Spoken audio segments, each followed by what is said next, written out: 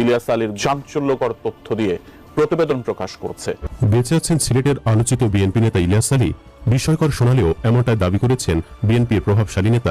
ইলিয়াস আলী জীবিত থাকা নিয়ে ফের তোলপাড় শুরু হয়েছে। গুঞ্জন উঠেছে তিনি বেঁচে আছেন। ইলিয়াস আলী ভারতের কারাগারে, তাহলে তো সরকারের ভারতের কাছে চাও। জানিয়ে দিব এই মাত্র পাওয়া ব্রেকিং নিউজ। এবার বিএনপি নেতা ইলিয়াস আলীর জীবিত উদ্ধার হওয়া নিয়ে যে চাঞ্চল্যকর তথ্য পাওয়া গেছে জানাবো সে বিষয়ে বিস্তারিত। সাথে সাথে আরো থাকছে বিএনপি নেতা ইলিয়াস আলী হঠাৎ করে কেন এতটা আলোচনা এসেছেন, তাহলে কি ভারতে আছেন তিনি, জানাবো সে বিষয়টিও। আরো থাকছে আজকে দিনের সবশেষ কিছু গুরুত্বপূর্ণ আপডেট নিউজ। বিস্তারিত দেখে আসবো। তার আগে ছোট করে একটি অনুরোধ, আপনারা যদি এ ধরনের আপডেট নিউজগুলো সবার আগে পেতে চান অবশ্যই চ্যানেলটি সাবস্ক্রাইব করে রাখবেন। বিএনপি চেয়ারপারসনের উপদেষ্টা পরিষদের সদস্য ও যুক্তরাজ্য বিএনপির সভাপতি এম মালিক বলেছেন, নিখোঁজ বিএনপি নেতা এম ইলিয়াস আলীকে গুম করে শেখ হাসিনা সরকার। কারণ ইলিয়াস আলী তাদের জন্য এক আতঙ্ক ছিল, তাই তাকে গুম করা হয়েছে। আমার মনে হয় ইলিয়াস আলীকে ভারতের কোনো কারাগারে রাখা হয়েছে। একদিন ইলিয়াস আলী জনতার মাঝে ফিরে আসবেন। শুক্রবার রাতে দক্ষিণ সুরমস্ত নিজ বাড়িতে বালাগঞ্জ উপজেলার বিএনপি নেতাকর্মীদের সঙ্গে এক মতবিনিময় সভায় তিনি এসব কথা বলেন। এম মালিক বলেন, ফ্যাসিস্ট শেখ হাসিনা আমাকে চায়ের দাওয়াত দিয়েছিল। সেই দাওয়াত প্রত্যাখ্যান করে আমি তাকে শর্ত দিয়েছিলাম খালেদা জিয়াকে মুক্তি দিতে হবে। তিনি বলেন, এই ফ্যাসিস্টের বিরুদ্ধে সিলেটে দুর্গ গড়ে তোলা হয়েছিল। বিএনপির নেতাকর্মীদের উপর হামলা মামলা করে থামাতে পারেনি। সিলেটে বিএনপির নেতাকর্মীরা সবসময় প্রতিবাদ জানিয়েছে ফ্যাসিস্ট সরকারের বিরুদ্ধে। যুক্তরাজ্য বিএনপির সভাপতি বলেন, জিয়াউর রহমানের হাত ধরে বিএনপির রাজনীতিতে এসেছি, এখনো রয়েছি। যখন যুক্তরাজ্যে ছিলাম তখন দেশের স্বার্থে প্রতি সোম ও বুধবার ব্রিটিশ পার্লামেন্টের সামনে বছরের পর বছর আন্দোলন করেছি। বাংলাদেশের চিত্র অত্যন্ত করুণ। ইলিয়াস আলীর বেঁচে থাকার গুঞ্জন। বিএনপির কেন্দ্রীয় নেতা সিলেটের প্রভাবশালী নেতা এম ইলিয়াস আলী জীবিত থাকা নিয়ে ফের তোলপাড় শুরু হয়েছে। গুঞ্জন উঠেছে তিনি বেঁচে আছেন, কিন্তু এই বিষয়ে তার পরিবারের পক্ষ থেকে এখনো কোনো পরিষ্কার বক্তব্য আসেনি। কয়েকদিন আগে মাগরিবের নামাজের পর সিলেটের বালাগঞ্জ উপজেলার গহরপুর জামিয়া মাদ্রাসার মসজিদে ইলিয়াস আলীর পারিবারিক উদ্যোগে তার সুস্থতা কামনায় খতমে বুখারী ও দোয়া মাহফিল হয়েছে। দোয়া মাহফিল আয়োজনের বিষয়ে বালাগঞ্জ উপজেলা বিএনপির সাবেক সাংগঠনিক সম্পাদক আব্দুস সালাম জানান, এম ইলিয়াস আলীর ছোট ভাই যুক্তরাজ্যে অবস্থানরত মোহাম্মদ আসকির আলী এই দোয়া মাহফিলের আয়োজন করেন। কারণ নিখোঁজ হওয়ার আগ পর্যন্ত গহরপুর মাদ্রাসার সঙ্গে ইলিয়াস আলী ওতপ্রোতভাবে জড়িয়েছিলেন। তিনি জানান, আসকির আলী জানিয়েছেন ইলিয়াস আলী বিদেশের একটি হাসপাতালে গুরুতর অসুস্থ অবস্থায় চিকিৎসাধীন, তবে কোন দেশের হাসপাতালে সেটি জানাননি। দোয়া মাহফিলের পর এক ভিডিও ফুটেজ ফেসবুকে ছড়িয়ে পড়ে এবং ইলিয়াস আলী বেঁচে আছেন এমন কথা ছড়াতে থাকেন বিএনপি নেতাকর্মী সহ অসংখ্য মানুষ। এই বিষয়ে ইলিয়াস আলীর স্ত্রী তাহসিনা রশদি লুনা মোবাইল ফোনে বলেন, বিষয়টি নিয়ে কথা বলতে বলতে আমি ক্লান্ত। যারা গুজব ছড়াচ্ছে তারাই ভালো জানে এমনটি কেন করছে। আমরা শুধু পরিবারের পক্ষ থেকে বলছি, ইলিয়াস আলীর জন্য দোয়া করতে। আমাদের এখনো দৃঢ় বিশ্বাস তিনি বেঁচে আছেন। প্রসঙ্গত, 2012 সালের 17 এপ্রিল রাজধানীর বনানীর বাসায় ফেরার পথে গাড়ি চালক আনসার আলী সহ নিখোঁজ হন বিএনপির তৎকালীন সাংগঠনিক সম্পাদক ও সিলেট জেলা বিএনপির সভাপতি এম ইলিয়াস আলী। এরপর কেটে গেছে এক যুগেরও বেশি সময়। ইলিয়াস আলী জীবিত না মৃত সে খবর কেউ দিতে পারেনি দীর্ঘ এই সময়ে। স্বামীকে ফিরে পেতে সন্তানদের নিয়ে তৎকালীন প্রধানমন্ত্রী শেখ হাসিনার কাছে ছুটে গিয়েছিলেন ইলিয়াস পত্নী তাহসিনা রশদি লুনা।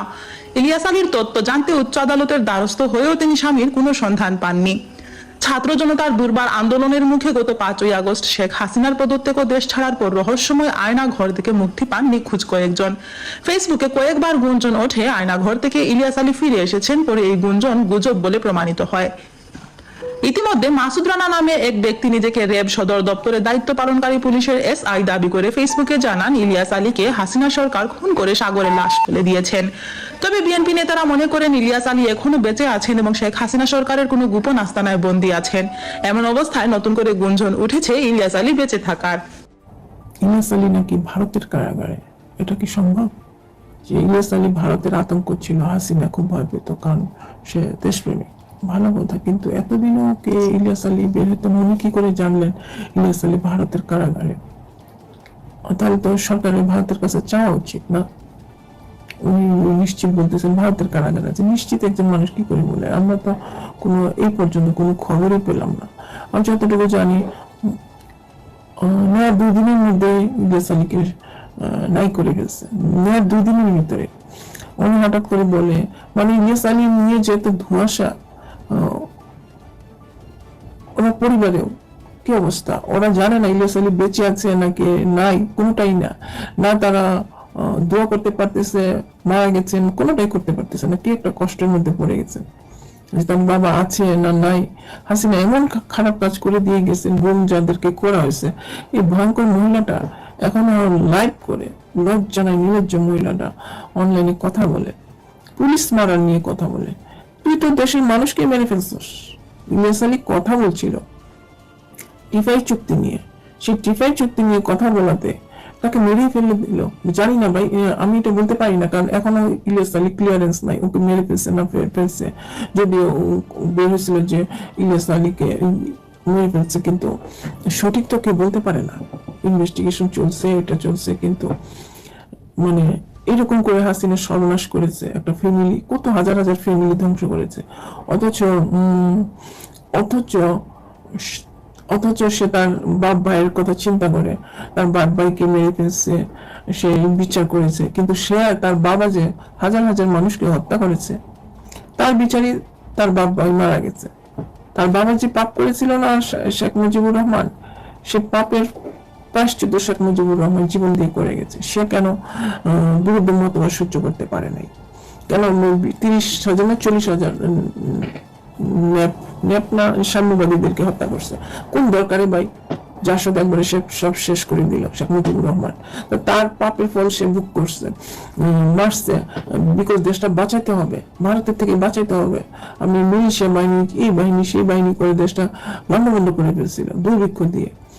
তো সেনাবাহিনী যেটা ভালো মনে করেছে 75 সালে কু করেছে, না তো দেশ তো ওরা সকলে যেত, তখনই ইন্ডিয়ার আন্ডারে চলে যেত।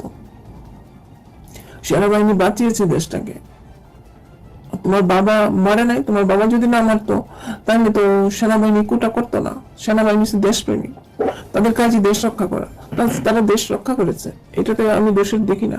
এখন আমার দেশ ওয়াকারের মতো গাদ্দার একটা জুটছে, এখন ওয়াকারকে সহায়তে হবে না? ওয়াকার একটা গাদ্দার, সেম থিং তার বাবাও করেছে, তাজউদ্দিন আহমেদের সবাই মিলে করেছে। দেশটাকে ভারতের চুক্তি, গোলামীর চুক্তি, ইলিয়াস আলীকে নাই করে ফেললো। চৌধুরী আলমের কোনো খবর নাই, কত হাজার হাজার বিএনপির কর্মী, প্রায় কত গুলো তো মা বাপ ছাড়া কত কর্মীর গুম হয়েছে, গ্যারান্টি আছে? তারা তো জানেও না, ক্লেমই করে না। এমন মনে হয়তো কম 600-700, কিন্তু দেখেন হাজারে হাজারে সে গুম করেছে। কথা নাই বার্তা না, আগে নিউজ গুলোতে দেখলে পেতাম যে হাত পা বেঁধে এর গলা কাটা, এর এটা কাটা, মানে পানিতে ভেসে আসতেছে। কি ভয়ঙ্কর! ঢাকা ইউনিভার্সিটির ছাত্র তুলে ধরে নিয়ে পানিতে লাশ, এরকম ভয়ঙ্কর কাজ করেছে হাসিনা।